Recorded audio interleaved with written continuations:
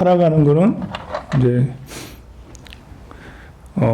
나와 세상. 이제 이걸 보고 나를 보고 주관이라고 그러고요. 세상을 보고 객관이라고 그래요. 나와 세상과의 유기적 관계를 보고 우리는 살아간다, 삶이다, 살아간다라고 그러는데요. 나는 오운이라고 그러죠. 이제 육군, 육경, 육식 해가지고 눈, 귀, 코, 입, 혀, 육군. 또 이렇게 여기는 육경이죠. 대상은 육군은 눈, 귀, 코, 혀, 몸, 뜻 이게 나예요. 경이라는 것은 대상을 말해요. 대상. 보여지는 빛깔, 들려지는 소리, 맛보여지는 맛, 신체에 촉감되어지는 것, 또 생각되어지는 대상. 이걸 보고 이게 나와 대상이 서로 이제 되는 건데요. 여기서 나라는 것은 몸도 있지만 뜻도 있어요. 뜻도. 그래서 요 나의 마음이 현실, 마음과 현실과의 또 관계가 또 살아간다고 할 수가 있겠죠. 그런데 이것은 마음과 현실은 뗄래야 뗄 수가 없어요. 현실은 마음에서 투영된 거라고 제가 여러분들한테 계속 말했죠. 현실은 딴 게 아니다. 내 마음에서 드러난 것이 현실이다. 심지어 여러분, 여기 있는 여러분들도 내 마음에서, 내 입장에서는 내 마음에서 드러난 분들, 여러분들이에요. 오늘 만나는 모든 것들은 내가 생각되어지는 거나 보여지는 것, 들려지는 모든 것들은 내 마음 속에 있는 것이 드러난 거예요. 이걸 보고 이제 그 유식사상이라는 부처님 심리학 여기 있어요. 불교의 심리학인데요. 내 마음에서 드러났다. 실제로 드러났는지 안 드러났는지 여러분들이 내 마음속에 있는 것이 나왔는지 안 나왔는지 잘 모르겠어요. 그러나 요즘에는 이런 것들도 굉장히 이렇게 많이 회자되고 그런 사상들이 많아져요. 이게 이제 메타버스적 사상이잖아요. 우리는 현실 세계에 살고 있냐? 가상 세계에 살고 있냐?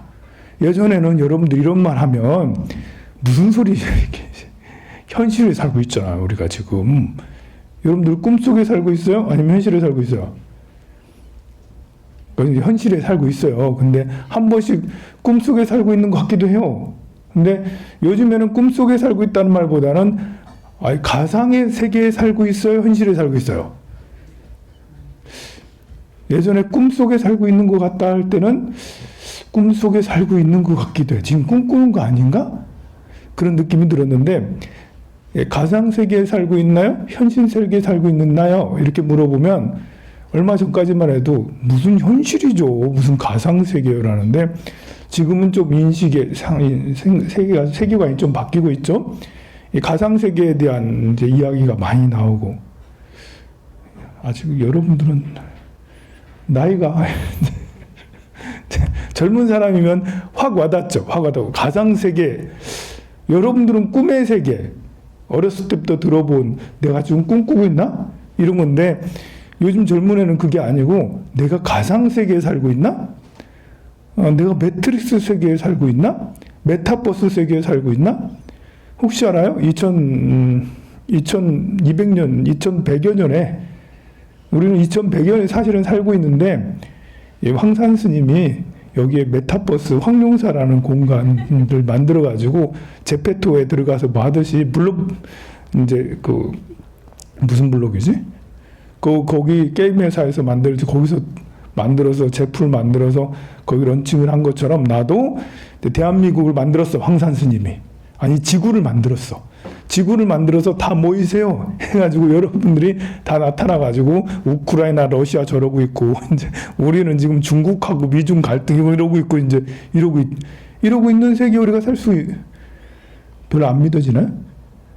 충분히 그럴 수도 있잖아요. 이게 가상 세계에 살고 있는데요.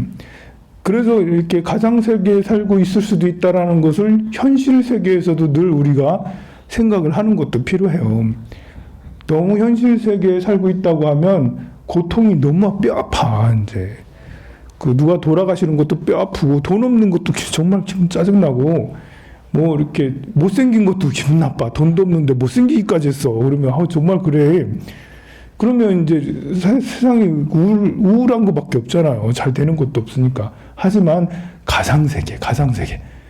여러분들이 일부러 돈 내고 이 처지, 나와 같은 처지에 오게 된 거예요. 2100년에서 와가지고 지금 와가지고 세계에 들어와서, 그러면 여기에서 내가 지금 어떻게 살아가야 될까를 다시 재설계를 할 수가 있죠. 가상세계인데 뭐 어차피 죽었다가 다시 또 태어나면 다른 또 게임판에 들어가서 살 수가 있는데, 여러분들 돌아가시고 나서 새로 태어나면 다른 게임판이 열릴 거예요.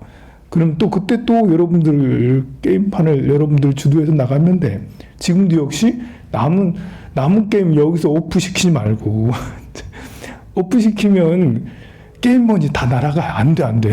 게임 오히려 불리해요. 지금 오프시키지 말고요.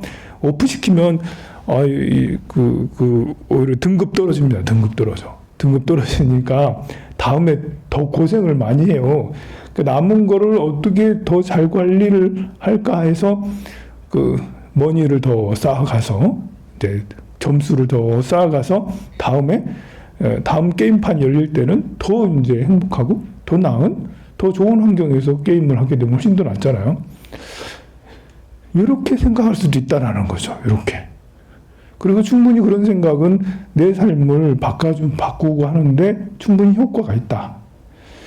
자, 그래서 우리가 이제 어제도 제가 우리가 이제 처음 참법이 처음 시작이 환의지부터 시작해가지고 환의지부터 해서 법운지까지 쭉 올라가서 이렇게 한다고 그랬죠. 이런 것들을 한번 살펴보면 환의지는 마음에서, 법운지는 현실 세계로 나아간다. 이게 이제 우리가 불법승 삼보의 이치도 봐요. 불, 법, 승. 불은 부처님이잖아. 부처님, 우주 진리 그 자체, 깨달음. 여기에서 이 깨달음에서 뭔가 구체화된 게 법이죠. 깨달음의 가르침, 구체화됐잖아. 이 깨달음은 여러분들 깨달음을 얻으세요. 뭘 깨달아야 되는데요? 스님 저 뭘 깨달았는지 잘 모르겠잖아요.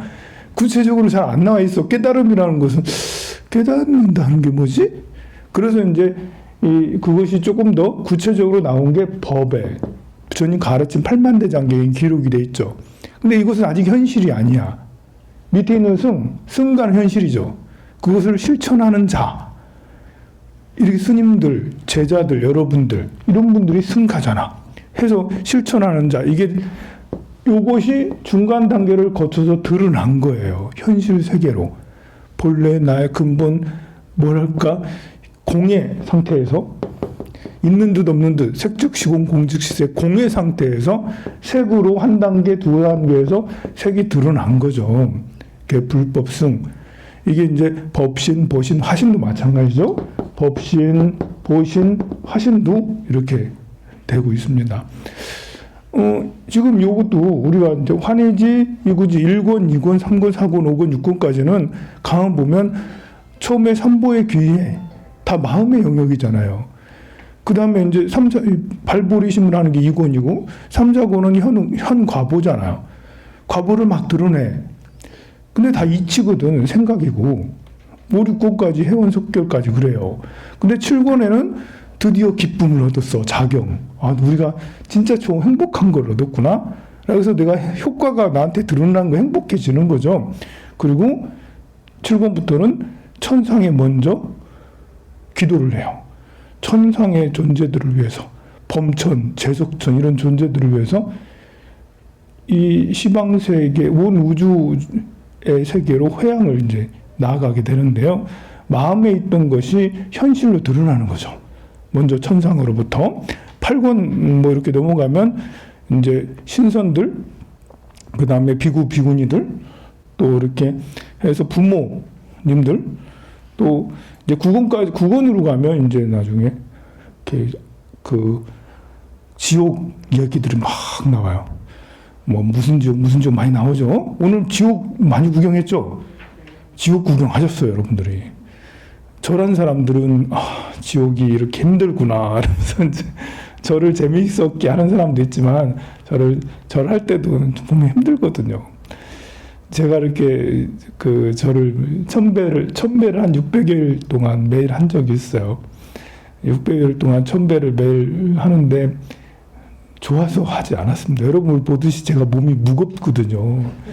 저는 절하는 것을 그렇게 기쁘지 않아요. 저 운동 별로 안 좋아합니다. 이렇게 몸 움직이는 자체를 별로 안 좋아해요.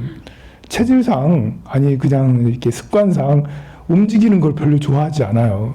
가만히 하루 종일 가만히 있을 수 있어요. 저는 방 안에서 안 나가고 종일 가만히 있을 수 있습니다.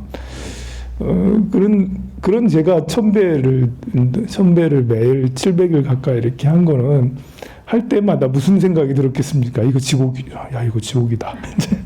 이거 너무 힘들다, 이거. 그러나, 본래 업장이라는 것이 나에게 다가오면 힘들잖아요. 그리고 나만의 업장이 있는 게 아니라 모든 세상의 업장들도 있잖아요. 나와 세상의 업장이 다 힘들어. 그래, 내 업장을 짊어지고, 이렇게 넥댐이라고 그러잖아요. 넥댐. 오기 전에 내가 미리 아파버려. 오기 전에 내가 미리 아파버리면 아픈 효과가 톡톡히 나타나. 그래서 국원 같은 건 지옥 이야기가 계속 나오는데요. 지옥은 현실인 거예요. 현실. 지옥이 현실입니다. 그래서 무슨 지옥은 우리가 사는 세계예요. 사실은. 지옥이라는 게 땅의 감옥이거든요. 땅지자 감옥 옥자니까 저 밑에 땅 어딘가에 들어가면 감옥들이 있다라는 거예요.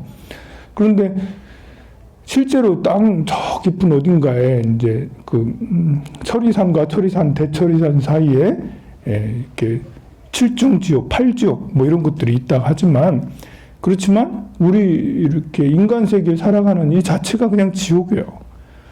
축생으로 살아가는 개나 소나 말이나 이렇게 되면서 살아가는 것도 지옥이에요. 그러니까 8권, 9권은 현실로 드러난 거고요. 내일 하는 10권은 눈의 경계가 맑아져, 귀의 경계가 맑아져, 이런 현실 세계를 보여주고 10권은 그것이 맑아지는 그것이 청정해지는 것이 보여지는 거예요. 그래서 마음속에 있던 것이 드러나서 마지막에 그 모든 것들을 밝히고 업장을 소멸하는 거예요. 있는 마음속의 것들을 드러내서 현실로 하는 거, 현실 세계를 바꾸는 것이죠. 부처님의 가르침도 승은 현실이잖아요. 이 현실을 우리가 살고 있는 지옥의 8권 9권의 지옥 세계를 승과 부처님의 가르침으로 변화를 시키는 거죠. 그래서 우리 불교는 현실적이다, 비현실적이다 했을 때 좀 신비적이기도 하고 또 철학적 관념적이기도 하지만 불교가 추구하는 철학 관념, 신비적인 이런 것들은 현실 개혁에 대한 의지가 있는 거죠. 불국 정토를 이루기 위해서 우리 가정이 불행하면 행복한 가정으로 만들기 위해서 내가 아프면 건강한 이제 나를 만들기 위해서 그렇게 하는 거죠. 그래서 이제 이렇게 현실 세계를 관념으로 부처님의 관념으로 현실 세계를 이렇게 변화하는데요. 이렇게 부처님의 관념으로 현실 세계를 변화하면 제일 좋겠지만 부처님의 관념을 잘못 이해하는 경우도 많아요. 불법을 잘못 이해하는. 그래서 한번 보면 뭐 건진법사 이런 얘기도 막 나오고 그러는데 거기 무슨 스님들 얘기도 나오잖아요. 그래서 무슨 법왕청에 뭐 이렇게 스님들도 얘기 나오고 그러는데 이게 이제 이렇게 불교하고 인연이 있는 거예요. 여러분들 이제 정초에 어디 보러 보면은 스님도 아닌데 스님인 것처럼 하고 불자도 아닌데 법당 차려놓고 거기서 이렇게 하고 그러잖아요. 이게 이제 현실 세계에 있는 이분들이 불법을 잘못 이해하고 있는 거죠. 오해하고 있는 거지. 부처님은 그게 아니잖아. 그래서 그런 사람 보고 부처 팔아서 장사해 먹냐? 우리도 그런 얘기를 자주 들어요. 우리 조계종 스님들도 등 달고 뭐 인등 달고 뭐 이런다고 회비 받고 그런다고 부처 팔아서 뭐 이런 소리 듣는데 이제 형상은 비슷해 보이는데요. 어떤 마음으로 쓰느냐가 정말 중요해요. 그래서 현실 세계가 지나치게 꼬여 있으면 여기에 있는 부처님의 불법을 오해한다는 말이에요. 부처님 절에 다니면서도 부처님의 가르침을 오해해서 잘못 믿고 잘못 행동하는 사람들이 많잖아요. 그래서 종교라는 게 쓰레기다. 오히려 세상을 밝히기보다는 세상을 더 어지럽게 한다. 라는 것이 현실 세계가 지나치게 뭐가 이렇게 뒤틀려 있기 때문에 그거를 이상 세계를 바라보는 시선이 잘못됐다 할 수가 있겠죠. 그래서 두 가지가 다 필요해. 이상 세계로서 우리가 부처님의 가르침을 진실로 불법을 연구하는 것도 필요하지만 현실 세계에서 내가 잘못된 왜곡된 시선을 갖지 않는 것도 참 중요해요. 현실을 잘 알아야 된다는 것도 중요하죠. 인간관계, 부모, 가족관계, 뭐 도덕성, 이런 뭐 민주주의, 뭐 자연환경, 환경, ESG 뭐 이런 거 있잖아요. 그래 이제 우리가 이 세상을 바로 이해하는 것도 꼭 필요하죠. 왜 우리가 남을 사랑해야 되는가? 왜 우리가 함께 해야 되는가?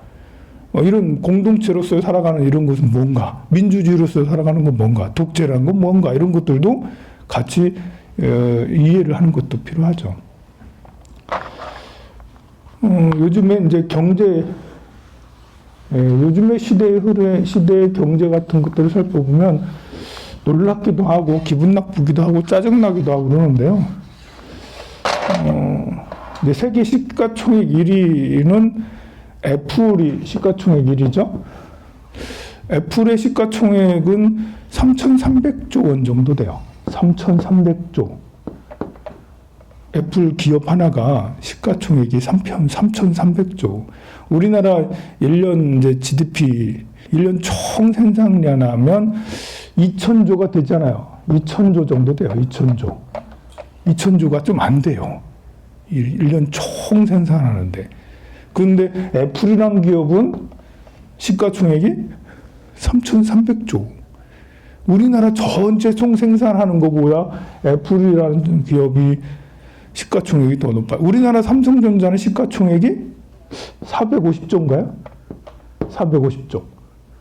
이게 10배는 아니더라도 8배 정도 차이 나죠? 엄청 차이가 많이 나요. 근데 사실 10년 전에 보면, 2010년 정도, 10년 전에 보면 별 차이 안 났어요. 애플하고 삼성전자하고 별 차이 안 났어. 애플은 어떻게 성장하는가? 우리가 한번 생각을 해봐야 되죠. 두 번째 큰 이제 시가총액 큰 기업은 마이크로소프트죠. 마이크로소프트는 2,700조? 2,700조. 야, 이것도 참 우리나라 GDP보다 더 높아요. 2,700조. 세 번째는 구글이죠, 구글. 한 2,200조? 뭐 이 정도 됩니다. 네 번째는 이제 아마존. 1,700조. 좀 올라서 1,800조, 900조 되나요? 2,000조가 좀 안 되고 그렇습니다. 자, 이렇게 이제 이런 회사들이 3년 전만 해도 이거보다 한 반 정도였거든요. 3년 전에는 3년 동안 2배 올랐어. 2배씩 다 올라가지고 기분 나쁘게. 이게 짜증난다는 거야. 삼성전자는 3년 전에 이제 350조 정도, 조금밖에 안 올랐어. 근데 이것들은 지금 2배씩이나 다 오르고 3년 전에 비해서. 그런데 가만 보면 이들의 역사를 살펴보면 얼마 되지 않았어요. 애플은 80년대 만들긴 했지만 본격적으로 세상에 나는 애플이에요 라고 해서 막 이렇게 수직 상승한 것은 아이폰이 나오면서 수직 상승했죠. 그러니까 2010년 이전에는 그냥 대기업이긴 해, 세계적 기업이긴 했어도 저 순위가 한 20위, 30위 정도, 100위 정도 때는 그렇게 큰 회사는 아니었습니다. 그래도 10년 만에 세계 1위 회사가 됐어요. 그리고 앞으로도 성장할 거다. 심지어 애플카까지 나와가지고 성장할 거라고 그런 얘기까지 있죠. 애플은 아직도 무한 성장의 가능성이 있다. 이렇게 3,300조나 되는데도 아직도 더 성장할 여력이 남아있다라고 이렇게 얘기를 해요. 그리고 이 두 번째 마이크로소프트도 역시 마찬가지로 오래된 기업이 아니죠.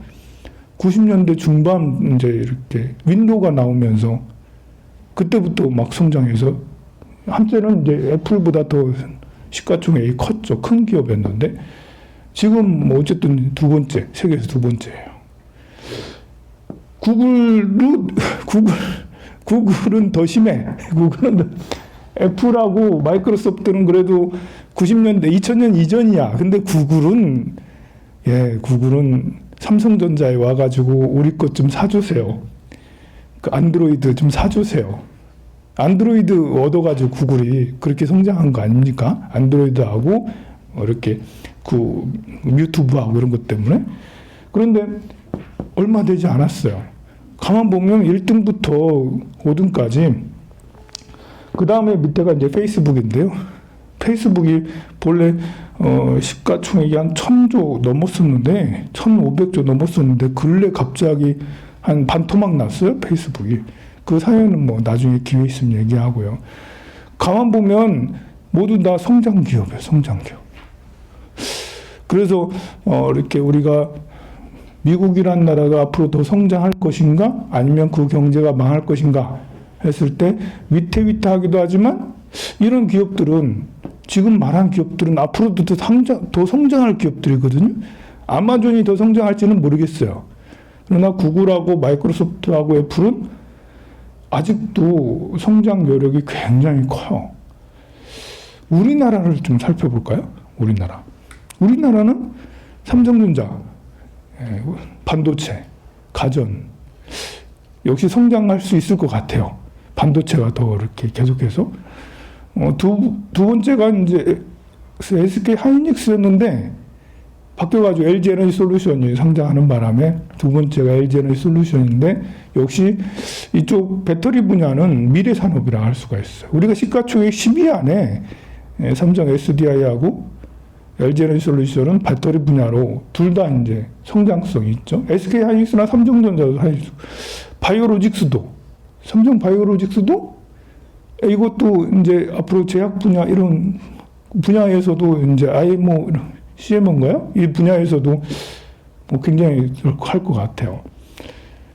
가만 보면 뭐 현대차도 그 안에 9인가 그렇게 있는데요. 현대차도 지금 우리나라가 전기차로 그 희망이 굉장히 크잖아요. 그리고 네이버, 카카오가 10위 안에 또 들어가 있어요. 가만 보면 우리나라도 1위부터 10위 안에 뭐랄까 이렇게 구린 기업이 별로 없다. 우리나라도 다 앞으로 성장 가능성이 굉장히 큰 기업들로 시가총액 상위를 다 이루고 있어요. 성장을 할 수 있는 가능성이 굉장히 높다라는 거죠. 그러면 황룡사는? 저는 그런 걸 생각할 때마다 우리 황룡사는 어떤가? 우리 황룡사는 이런 애플이나 구글이나 삼성전자나 LG나 이런 회사들처럼 황룡사는 회사는 아니지만 그래도 황룡사도 성장을 해야 될 거 아니에요. 성장을. 나 개인도 그렇지만 여러분들 개인 각자도 마찬가지예요. 나는 지금 성장하고 있는가? 아니면 뒷걸음치고 있는가? 물론 나이가 많고 그러면 이제 나이가 60이 넘어가고 이러면 더 성장하기는 어렵겠죠. 하지만 더 성장하지 못해도 나이 때문에 여기서 하락을 얼마나 더 멈출 것인가? 하방을 얼마나 내가 지지를 하고 더 이상 하락하지 않게 할 것인가? 이건 중요한 거잖아요. 이건 행복도랑 관계가 있으니까. 일단 황룡사는 그러면 성장성이 좋은가? 이제 그걸 알려면 우리가 황룡사가 뭘 하고 있는지, 지금 뭘 하고 있고, 뭘 준비하고 있는지, 이런 것들을 우리가 생각을 해야 되겠죠. 황룡사는 일단은 이제 법당의 기도는 우리 도성 스님이 기도를 너무 잘하셔. 이렇게 도성 스님, 연불 최강 스님, 우리 대한민국에서 10손가락 안에 들 만큼 연불을 잘하시는. 기도하시는 분이 일단은 다 그렇게 지키고 계시니 법당에는 염려할 게 없어요. 또 제를 지내주시면 얼마나 잘 지내주시는지 정성을 다해서 지내주셔요. 그러니 법당에는 또 이렇게 같이, 그리고 우리는 이제 기도를 하더라도 이게 잘하는 건지 못하는 건지 모르겠지만 성장성을 생각할 때, 제가 생각할 때는 좋은 방법이다. 과거에 우리 기도는 천수경, 정근, 그냥 지심정례 공양 하면서 공양, 천수경, 공양 이걸로 끝이고 축원 이걸로 끝이었어요. 그러나 이제 황룡사는 오늘도 자비도량 참법을 했죠. 우리는 경전을 금강경도 독송할 때도 있고요. 그리고 화엄경도 독송하기도 하고, 부처님생애도 독송하고, 법화경도 막 독송하기도 하고, 굉장히 난이도가 높은 경전들이나 유명하고 꼭 알아야 될 그런 경전들을 늘 선택을 해서 독송을 하고 그렇게 합니다. 그리고 이제 2022년 올해부터 몇 년 동안은 제가 여러분들한테 앞으로 보현행어품을 독송합시다. 우리의 미래를 이렇게 설계를 했죠. 이렇게 할 거예요. 비전을 제가 여러분들한테 제시를 했어요. 보현행원을 원력을 세워, 독송에서 원력을 보현행원을 세우자. 그래서 여러분들한테 비전을 제시를 했어요. 그리고 늘 올해가 새 사이클의 시작이니 여러분들에게 이 새 사이클을 잘 타시라고 계속 비전, 앞으로 미래 비전에 대해서 끝없이 얘기를 하고 있죠. 그래서 법당에서 법회하고 이런 것들은 그렇게 해서 나아가고, 또 불교대학하고 경전반, 불교대학하고 대학원 다시 또 이번에 개강을 하는데, 개강이 잘 돼서 많은 분들이 수강을 하고 하면 분위기가 이제 부르익어서 계속 나아가겠죠. 그래서 수강생이 얼마만큼 수강을 하느냐, 이것도 참 이제 앞으로 성장성. 페이스북이 왜 툭 30% 반토막 툭 났겠어요. 페이스북 가입자가 더 늘지 않은 거예요. 약간 줄었어요. 약간. 많이 줄은 것도 아니야. 아니 그냥 똑같아.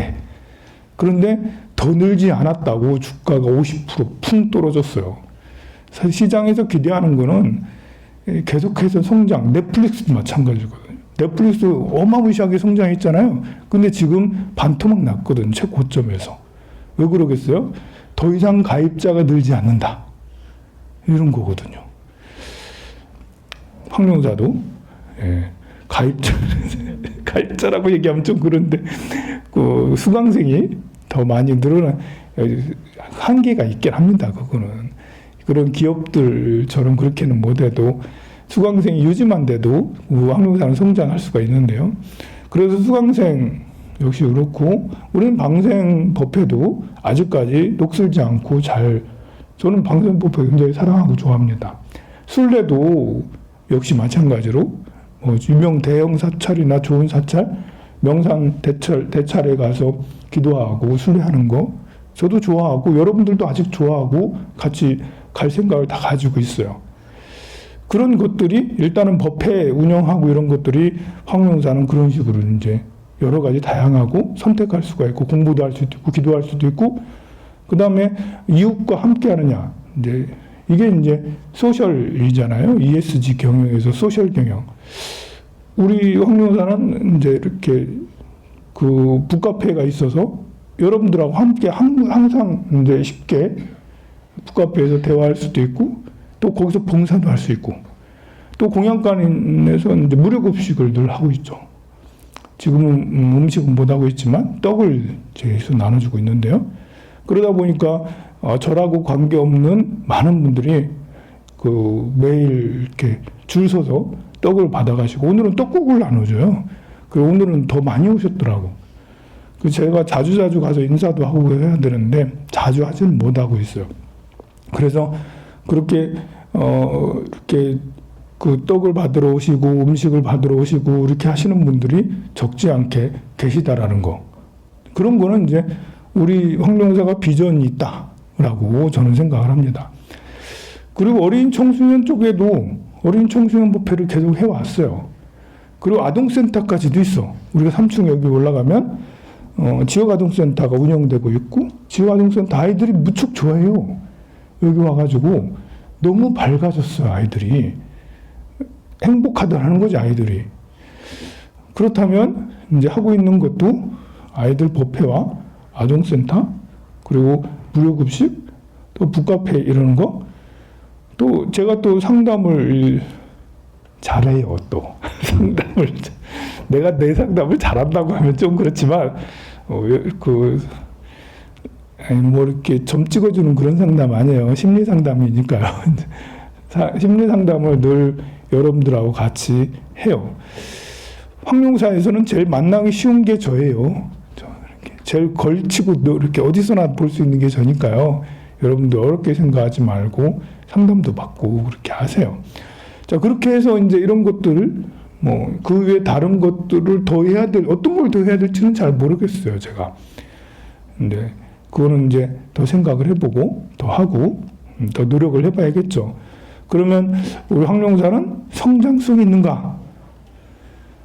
우리나라 기업들, 그리고 미국의 기업들이 성장성이 다들 있는 기업들로 시가총액 상위 그룹을 이루고 있어요. 그렇다면 우리 황룡사는 그런 성장이 있는가? 이제 황룡사가 성장하는 건 나 개인의 성장이기도 해요. 제가 개인적으로 이렇게 성장하는가? 이제 얼마나 더 성장할까? 이런 것들을 생각을 합니다. 그런데 이런 성장, 개인의 성장은 항상 특히 바탕이 되는 게 어떤 마인드를 가지느냐가 중요한 거죠.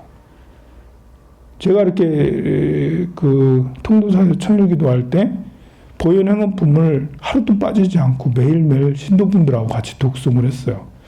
저는 그 전에도 포교를 하겠다는 생각이 있었지만 뭐 전생으로부터 넘어온 그런 유전자도 있겠지만 이 생에서 내가 지금 포교를 하면서 이렇게까지 할 수 있었던 근원 아주 중요한 원동력은 기도였다고 저는 생각해요. 천일 동안 보현 행원품을 매일 독송하면서 또 새기고 또 새기고 또 다지고 또 다지고 했던 그 원력이 저도요 그만하고 히말라야 가고 싶을 때가 종종 있습니다.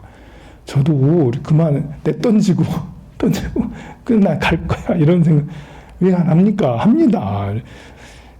제가 이렇게 처자식이 없어요.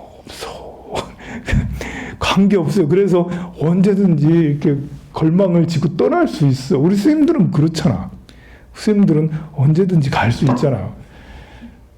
근데 황룡사를 누구한테 맡겨? 그럼 우리 도정 스님한테 맡길까? 이러면서 이제 별의별 생각을 다 해요. 제가 지금 가면은 어떨까? 누구한테 조계종에다 이렇게 하게 뭐 신도회를 어떻게 하고 별의별 생각을 다 합니다. 막. 그런데 그렇게 떠나고 싶을 때가 자주 있긴 하지만 우리 방랑기가 있는 우리들은 늘 그래요. 그렇지만 그걸 잡아주는 것은 제가 이제 해야겠다라는 원력. 제가 이렇게 황룡사를 이렇게 했을 때 여기 이전했을 때 그 대출이 어마무시하게 이렇게 했어요. 대출을 많이 받으면서 저는 무슨 생각을 했냐면 나는 이제 이렇게 감옥 속에 들어가는 거다. 일부러 들어가는 거다. 이제 이걸 갚기 전에는 내가 어떻게 빠져나갈 수가 없잖아. 내가 일부러 들어가서 이거를 일부 열심히 이렇게 부처님 말씀을 전법을 열심히 해야지. 그래야지 이렇게 그 부채도 상환하고 뭐도 되고 이렇게 하는 거 아니겠어요? 그래서 저는 부담스럽다라기보다도 차라리 잘 됐다. 무문관 들어가는 마음이 그래요. 이렇게 저도 96년, 97년 무문관 생활을 좀 했는데요. 무문관이 그렇잖아요. 들어가면 나올 수가 없어. 그 안에서. 밖에서 문을 잠가버려요. 밥을 하루에 한 번씩 줘. 안에 이제 방이 조그만해 한 서너 평밖에 되지 않는 그 방에서 1년 동안 계속 있어야 되는 거거든요. 그러니까 들어가는 거는 이제 마음이 일부러 들어가는 거죠. 일부러 감옥 속에 들어가서 공부하겠다는 마음으로. 그래서 처음 황룡사 이렇게 여기 이전하고 이렇게 할 때도 그런 생각이죠. 그렇게 해야겠다라는 마음으로. 지금도 역시 비슷한 마음이고요. 자, 그렇게 해서 제가 제 얘기를 여러분들한테 들려드리는 거는 여러분들도 살아갈 날이 아직도 많이 남았어요. 그런 것들을 잘 설계하시라고.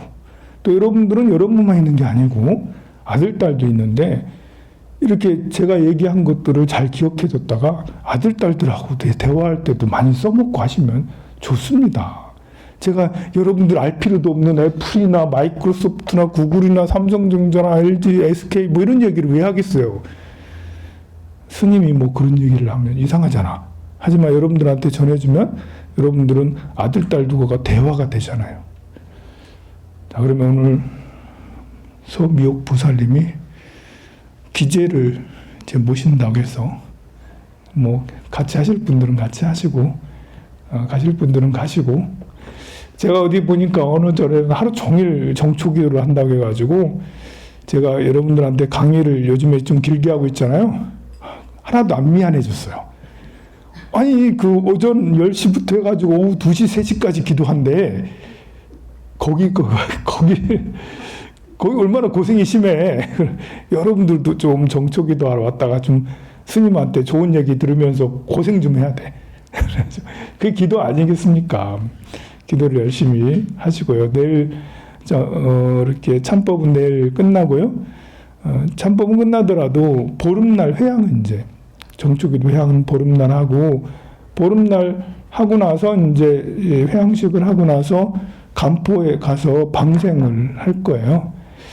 원래 일요일날 하려고 했는데 일요일날 비가 좀 오후에 온다 그래서 일요일날, 월요일날 이틀 동안 비 온대요. 그래서 많이 오는 건 아니지만 비 맞으면서 하는 건 좀 그래서 약간 춥더라도 이제 화요일날 하기로 했습니다. 투표를 했어요, 투표를.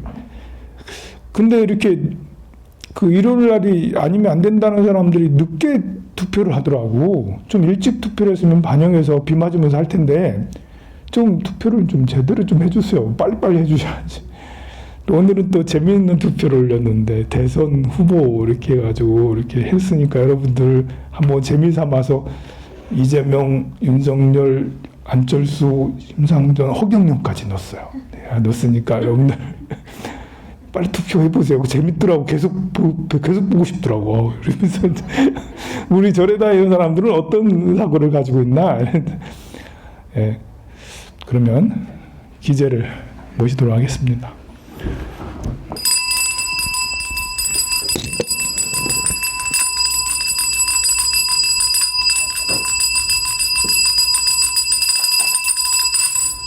나